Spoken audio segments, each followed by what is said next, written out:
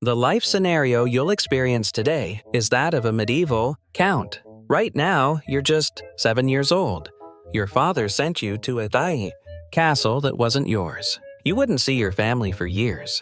This was considered an honor. Your father used all his connections and called in every favor just to get you into a powerful lord's household. Most boys never get that chance. The children of farmers stay in the same village their whole lives. From birth, their world doesn't extend beyond 20 miles. You're different. You're being groomed for greatness. You get your uniform, a bed in the Pui district. Your job is to handle the clothing, serve wine at banquets, carry messages in the castle. You stand silently by the wall as lords discuss war, arranged marriages, and betrayal. You are invisible. You are learning. You watch the knights in the courtyard, see how they act, how they speak, how to earn respect without raising your voice. The lady of the manor teaches you etiquette, music, and how to behave in noble circles. He corrects your posture, table manners. You learn to dance. You learn to play chess, because chess teaches you strategy and the resolve to sacrifice pieces for victory. The castle priest teaches you Latin and scripture. You learn to read and write,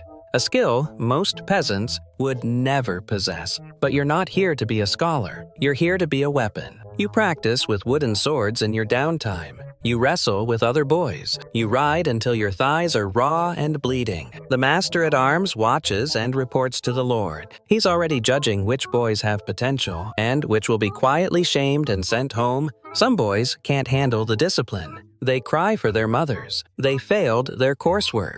They were sent home with a decent excuse. Their future as knights ended before it began. You won't be one of them. You absorb everything. Because you've seen what becomes of knights, your desire for that power outweighs everything. You've been since you were 14. Your voice deepened. Your body developed. You've been assigned to a knight. Not just any knight. Sir Roland, a veteran of 3 campaigns, a scar running from his temple to his jaw. You are his shadow now. You rise before dawn to prepare his armor. You polish every piece. Until you can see your reflection in the steel, you oil his leather straps. You check for rust and dents, any flaw that could cost him his life. You feed and groom his warhorse. You know their temperaments. The destroyer is a fierce, aggressive horse. He'll bite if you approach him the wrong way. He's trained to trample enemies on the battlefield. You hold him in almost fearful respect. You carry his weapons and his banner. You sleep outside his tent like a guard dog. When he goes to war, you follow him. You carry spare lances. If his horse falls, you bring a new one. You are not allowed to fight. Your job is to watch and learn. Survive. You see your first battle on the edge of chaos. Men screaming, horses struggling. Blood turns the mud into a red paste. That smell, no one warned you about the rust. Feces and fear. Your knight charges into the crowd. You can't see him. You stand there trembling, clutching your spare lance, praying he survives. Because if he dies, you lose your purpose. You'll be shamed and sent home, the squire who lost his knight. Hours later, he appeared, his armor dented, covered in blood, but alive. That night, he taught you what books don't. How to read the terrain. How to sense a line about to break. How to kill quickly and without hesitation. Hesitation kills. Mercy kills. You trained harder than ever, now with real weapons. When your guard is down, the knight strikes you with his sword. He says pain is the only teacher that never lies. You believe him. The scars on his body prove his experience. You learn to fight in armor, moving freely with 60 pounds of steel. As if it weighed nothing, you learn to fight on horseback. And on foot, you learn to fight when exhausted, fight when wounded, fight when blinded. And so 7 years pass. 7 years of brutal discipline and transformation to become an independent knight. You are 21. Your training is complete. The night before the vigil, you pray in the castle chapel. You kneel on the cold stone for 12 hours, meditating on the vows you're about to take. To protect the weak, to speak truth and serve God and King. It's a beautiful gesture. Reality will be far bloodier. At dawn, the Lord summons you to court. The castle is filled with witnesses. Your parents traveled for days to see this moment. You kneel. He taps your shoulder. Rise, Sir Knight. That one sentence changed everything. You are now an elite warrior. You have the right to bear arms, the right to own a warhorse, the right to wear golden spurs. But beyond that, you have nothing. You are a free knight, independently poor. You have no castle, no income, no retinue. Your armor is a gift from your father. Your horse eats better than you do. You live by selling swords and fighting in tournaments. Fighting for prize money, a place to build your reputation through tourneys. You join a melee. Dozens of knights brawl until one yields. You join a joust, charging your opponent at full speed with lances. People die in these games, trampled or impaled. Killed, but winning a match. You can earn a year's salary in an afternoon. More importantly, he gets you noticed by the lords who might hire you while you're in power. You learn to balance honor and survival. Sometimes you let a son of a vice lord win because his father might offer you a position. Politics dictates everything, even combat. You're hired by lords needing extra troops. You're a free mercenary, drifting from one conflict to another, building your reputation with every victory. This is the most dangerous time of your career. You have training, but no resources. One serious injury and you can't afford a surgeon. A horse dies, and you're done for. Many independent knights die anonymously and poor. You refuse to be one of them. You become a household knight. Finally, a lord notices you. Perhaps you saved his life on the battlefield. Perhaps you won a tournament he held. Perhaps when others fled during a tough campaign, your loyalty impressed him. He offered you a place in his household. You accept immediately. Now you have a stable life, a bed in the castle, regular meals, a small allowance in exchange. You are his man. He calls you to answer. He goes to war, you go with him. You train his other soldiers. You protect his family. You stand behind him during negotiations. If negotiations fail, this is a silent promise of violence. You now belong to a brotherhood of knights of the hearth. You eat together. You train together, drinking together. You know these men will die for you, because you'll die for them too. That bond is stronger than blood. The Lord gives you sensitive tasks, delivering unwritten messages to rival lords, escorting his daughter to a wedding through enemy territory, investigating rumors of betrayal in the court. You're no longer just a soldier. You're becoming a political operator, a problem solver, someone who gets things done without being told twice. People, you learn to read who has power and who is rising, who is falling, who you can trust, who is about to betray you. This knowledge is more useful than any sword skill. The outcome of wars is often decided in the council chambers as well as on the battlefield. Frequently, you become a knight of the banner.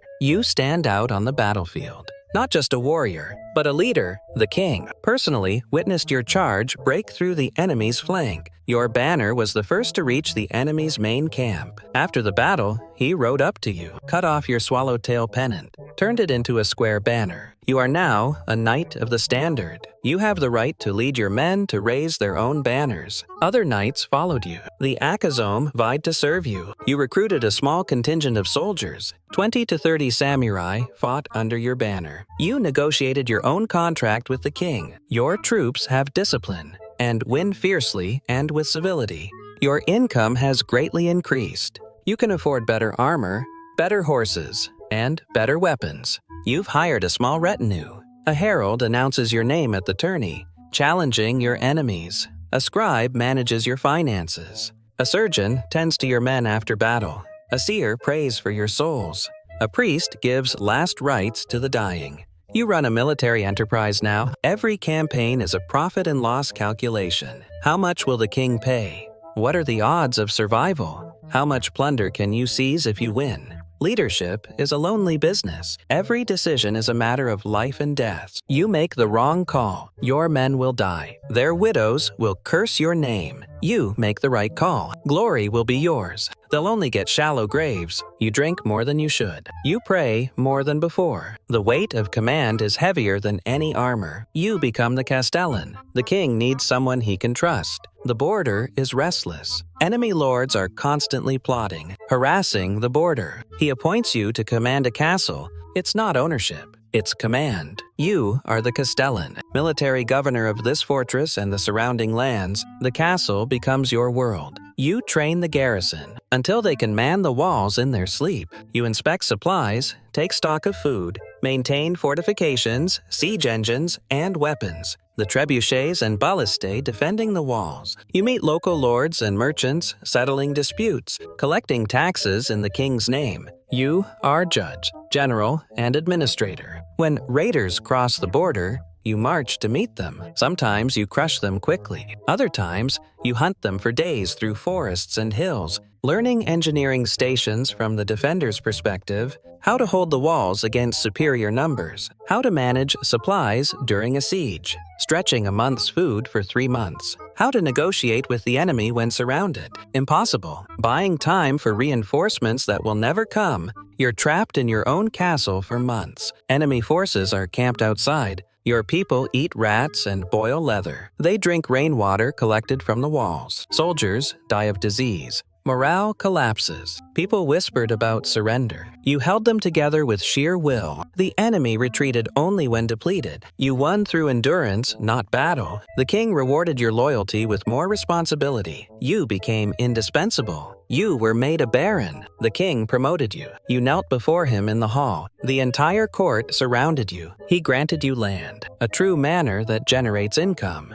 A village full of farmers. They toil and pay taxes for you. A true castle of your own is more than just management. You are now a noble baron. Your children will inherit your title. Your bloodline, once unknown, elevated to the permanent nobility of the realm. Your father was merely a minor knight himself. He wept with joy upon hearing the news. All the sacrifices he made sending you to serve have been proven, but nobility comes with obligations. You must serve 40 days of military duty for the king each year. You must maintain a certain number of knights, ready to answer your call to arms. When the king summons you, you must attend court. This means leaving your lands for months. Whispers of schemers, plotting in the shadows. You learn to play the game. Marriage is politics. Your daughter marries Baron Lindben's son to solidify alliances against a common foe. Your son marries a rich merchant's daughter because you need her dowry to repair the walls. Fund the next campaign. Love is irrelevant. Legacy is everything. You hold court for your peasants. You judge the land. Livestock inheritance disputes. You punish criminals.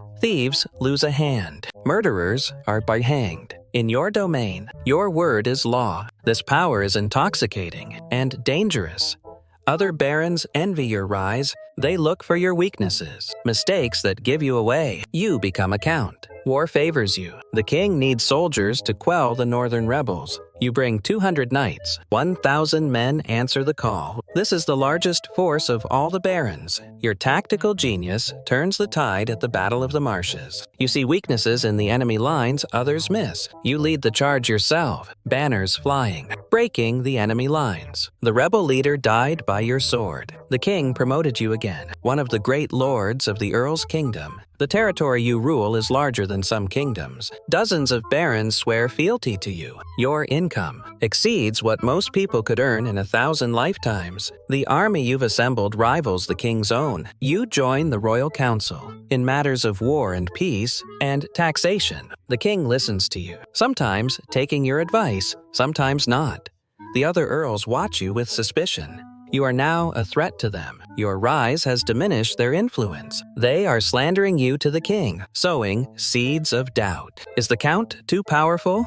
Does he have ambitions beyond his station? Is he plotting a rebellion? You must maintain the king's favor. While countering these schemes, you cultivate allies among others, finding common interests and common enemies. You neutralize threats before they mature. Sometimes neutralization means marriage. Binding the family together sometimes means bribery. Bribing silence or support sometimes means assassination, a well-timed accident, or sudden illness. The chronicles will record your public deeds, victory, and honor. The truth in the secret chambers will die with you. You become the kingdom's champion. The king has no finer warrior than you. Every major battle of his reign, you were part of. You commanded his armies to defend his borders, crush his rebellions when the kingdom faced invasion. You drove the enemy back into the sea. When the king's own brother raised a rebellion, you captured him and brought him to justice. The king made you champion of the kingdom, a title that's more than just honor. When a foreign prince challenged the king's honor, you met him in combat. When justice demanded a trial by battle, you represented the crown. You were the king's justice made flesh, the king's right hand made manifest. Your armor is legendary, forged by the finest smiths in the kingdom. Worth more than a small castle, your keep has a name.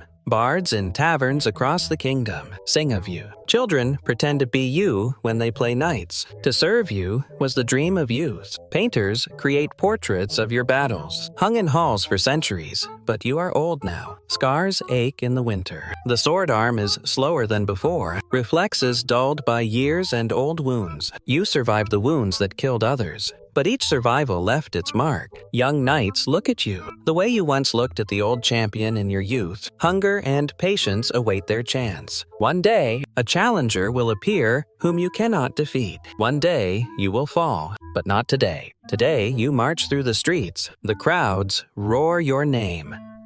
Today, you are immortal.